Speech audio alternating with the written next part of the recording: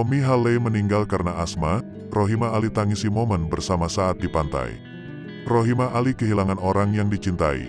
Kabar duka datang dari Romy Halley, kekasih Rohima Ali, mantan istri komedian Kiwil. Diketahui Romy meninggal dunia pada Sabtu, tanggal 29 Januari tahun 2022. Menurut kabar keluarga, meninggalnya kekasih Rohima itu karena asma. Kabar tersebut dibagikan oleh Gemma Harry yang merupakan kerabat Romy. Melalui instastory di akunnya @lazy_ladybugs, ia menuliskan penyebab meninggalnya Romy dan tempat jenazah disemayamkan. Telah berpulang ke rumah Bapa di surga.